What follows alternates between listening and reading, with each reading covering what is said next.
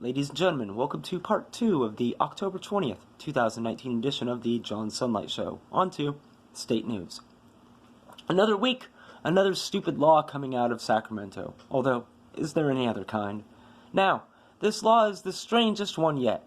It will now be law that schools, well, starting in 2023, I believe, sometime around there, but public schools at least, that they can't start before 8 a.m. The reason is that they claim that children do not have the mental capacity to do anything before that. Finally, the state is admitting what I have been saying for years. Children now are more retarded than they were in previous generations. I mean, that's the only thing that we can take from this. Past generations were perfectly able to get up before the sun came up and do what needed to be done. In fact, other countries like China, children get up and go to school, then go to work at the factories building our iPhones. Yet, the children here in California and other parts of the United States are so pathetic that they can't wake up in the morning and they need a safe space so they don't have to deal with the real world. Can you imagine if we had safe spaces during the Depression or during World War II? We'd be speaking German right now.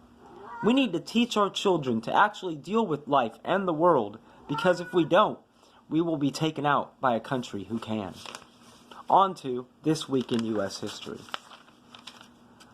This week in U.S. history, on October 14th, 1912, Teddy Roosevelt was shot and still finished giving his speech. This was after he was president, of course, but still, that proves how much of a tough bastard Teddy Roosevelt was. On October 14th, 1947, Chuck Yeager became the first person to break the sound barrier. On October 14th, 1962, was the beginning of the Cuban Missile Crisis, which, thank God, we won, of course, or we would have been bombed. On October 14th, 1890, Dwight D. Eisenhower, the 34th president, was born. On October 14th, 1864, William Penn was born, the founder of Pennsylvania.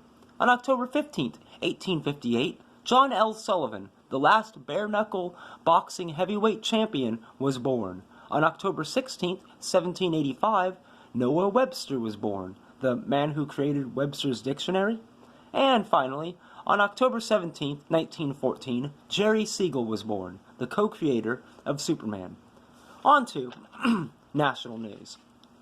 Well, finally, what we have all been saying about CNN for years has been proven. CNN is against the Republican Party. More importantly, President Trump. It's not surprising, but at least we have proof. It seems that an employee of CNN had enough of this one-sided news system and actually recorded his boss saying that they had to constantly find news that made President Trump look bad, and if not, to just make it up.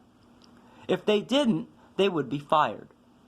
This doesn't surprise me at all. In fact, I bet that MSNBC, ABC, and CBS do the exact same thing. But, like I said, at least we're finally getting proof.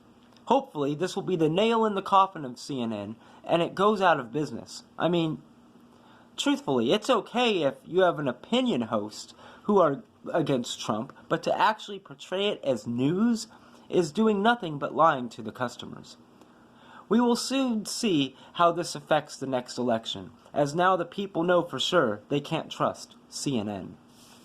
On to my random thought.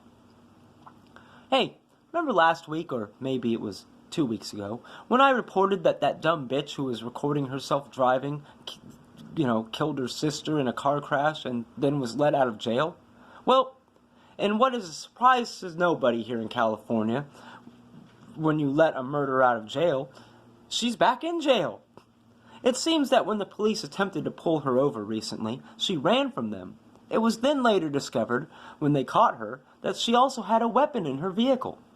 This right here is why we need to stop this garbage about coddling criminals, especially ones who kill people. What would have happened if this killer would have killed someone else?